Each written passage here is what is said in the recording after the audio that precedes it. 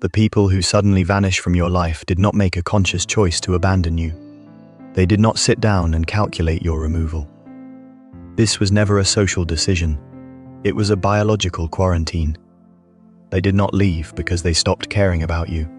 They disappeared because their neurological hardware initiated a forced shutdown. Their central nervous system intervened to prevent a systemic psychological collapse. What society constantly labels as cruel coldness is completely misunderstood. This detachment is actually a terminal stage survival reflex. It is the physical body permanently terminating an unsustainable energy drain. Watch closely how they react in the final moments before the disappearance. A person sits at a crowded, loud dinner table. A friend interrupts them for the 4th time in 10 straight minutes. The friend complains about the exact same recurring personal issue. The person listening does not sigh. They do not roll their eyes or raise their voice a single decibel. But here is the brutal physical reality. Their blink rate drops to near absolute zero. Their jaw muscles tighten slightly under the skin. This muscular tension is entirely imperceptible to everyone else at the table. They take a slow, highly measured sip of water. They lower the glass and offer a perfectly symmetrical, completely flat smile. Their vocal tone remains entirely level and devoid of pitch variation. They look directly at the friend and say, "That sounds really tough." In that exact silent micro-moment, a permanent physiological shift occurs. Their brain categorizes this specific relationship as biologically unviable. The internal attachment bond is severed in real time. Yet, they will still politely agree to help this same friend move apartments the following weekend. They will physically carry the boxes. They will smile at the front door. But the person inside the body is already gone. How does a hyper-empathic, infinitely patient individual completely sever all contact overnight? How does a human who previously absorbed all your stress simply vanish? The answer is not a sudden shift in their core personality. The answer is a violent, invisible physiological threshold. Society consistently praises the low, maintenance friend. They call this endless accommodation, a positive personality trait. This is a massive clinical misdiagnosis. Being low, maintenance is never a static personality type. It is a chronic, deeply embedded trauma response. It is the continuous, systematic erasure of the self. The individual weaponizes their own complete absence of needs. They do this strictly to serve as an emotional regulatory tool for others. They absorb external volatility to maintain an artificial environmental peace. The actual fatal mechanism starts in early developmental environments. These specific environments consistently punished any physical display of vulnerability. The brain instantly recognized a severe biological survival threat.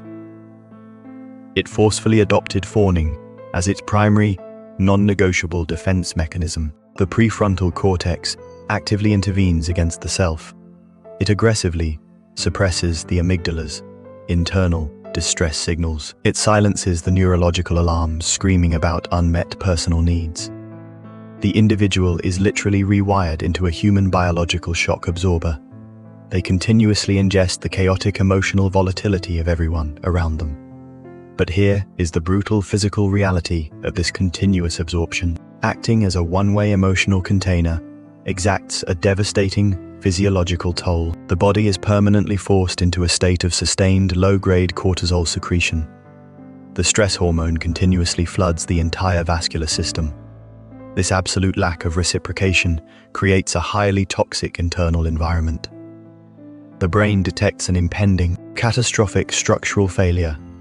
It must prevent glucocorticoid toxicity from literally destroying hippocampal neurons. To survive the damage, the brain begins to systematically downregulate its own empathy receptors.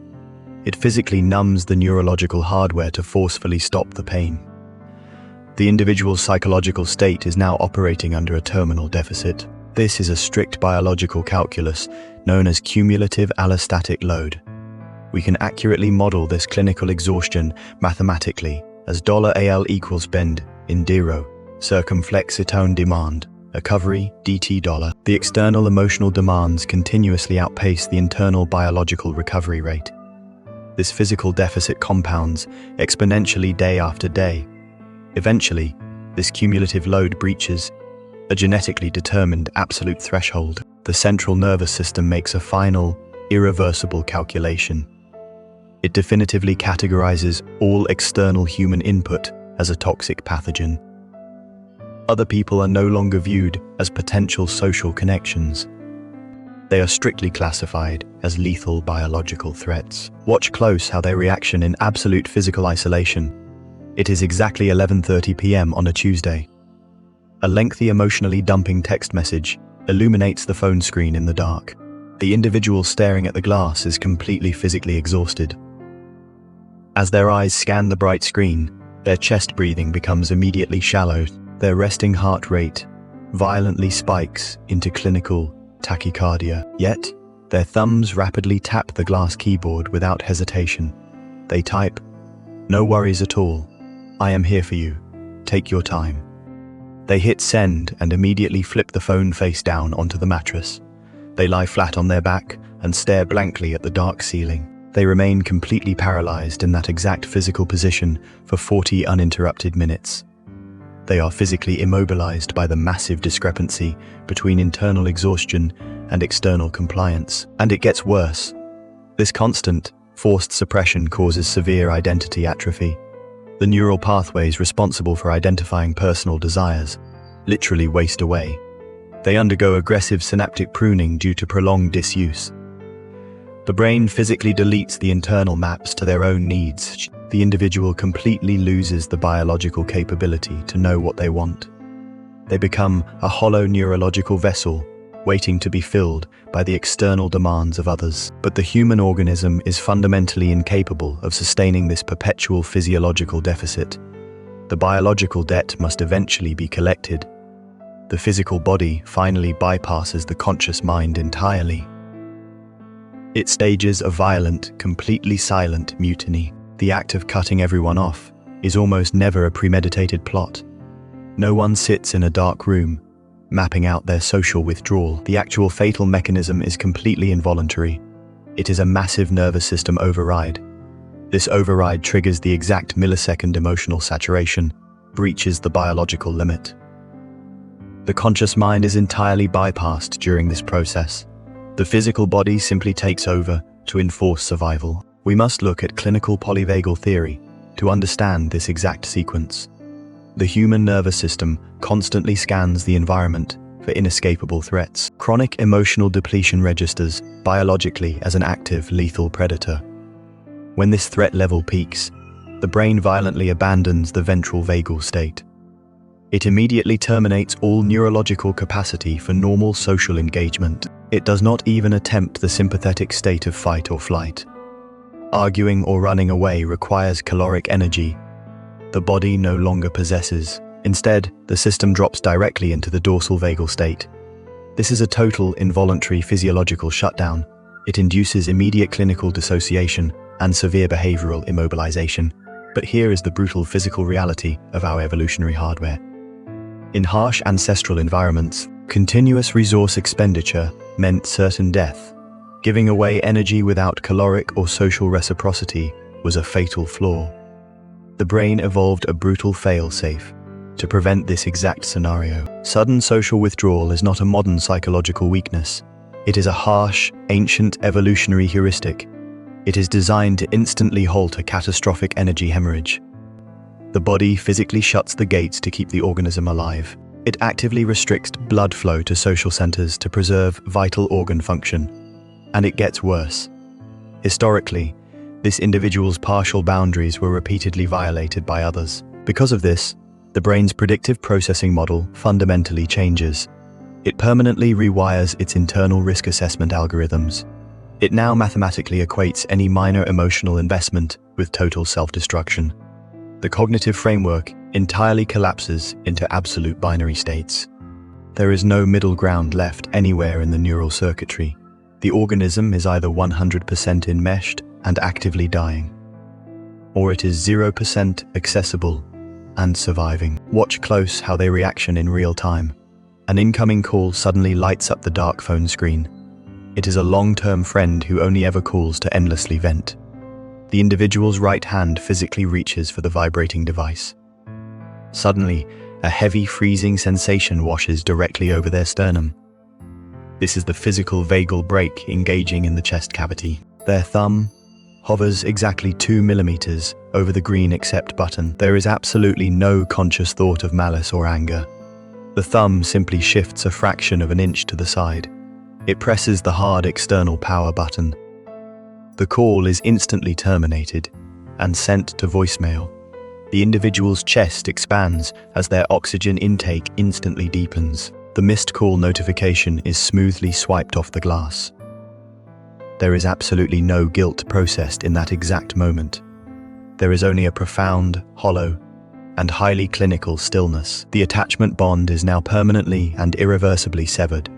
The brain physically reclassifies the former friend's vocal frequency and name. They are completely downgraded from a safe social ally.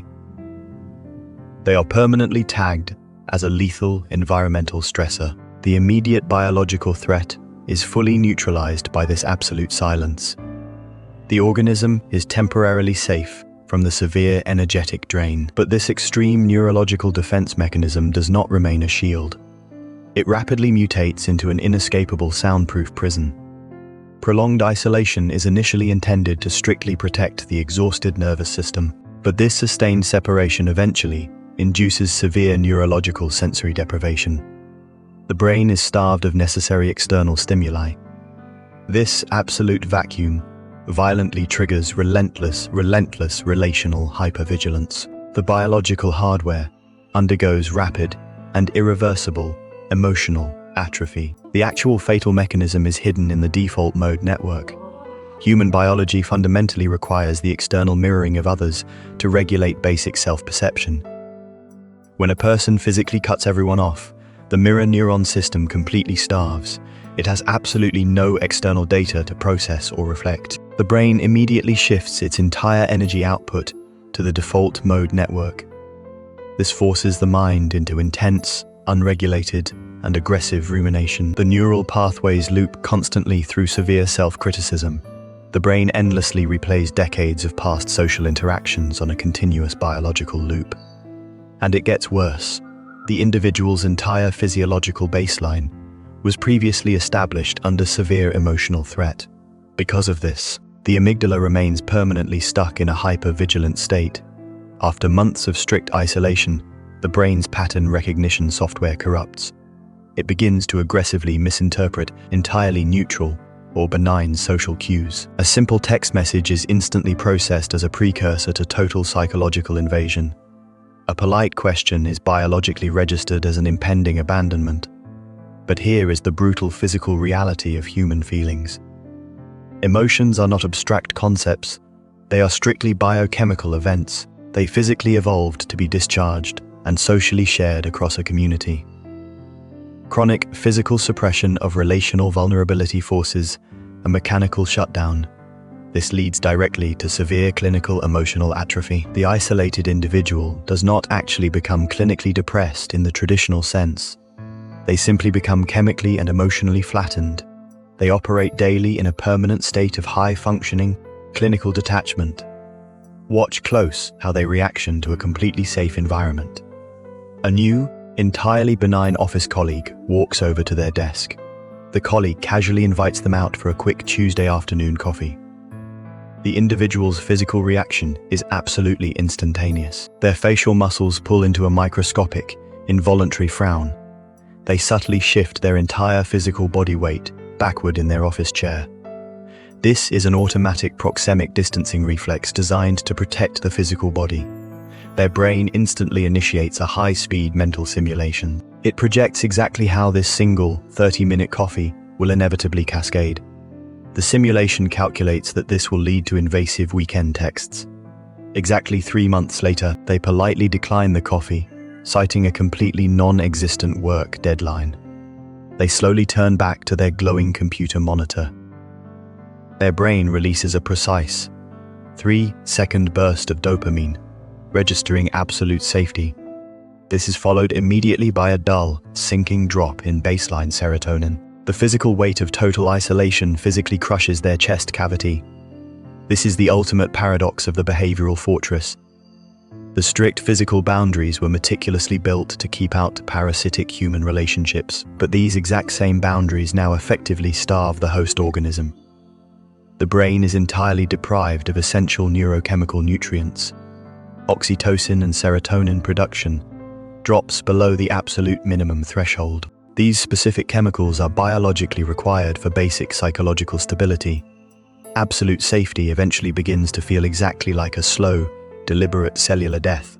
The isolated individual is finally forced to confront the terrifying mathematics of social re-entry. The ultimate cognitive tragedy of the isolated individual is a binary biological belief.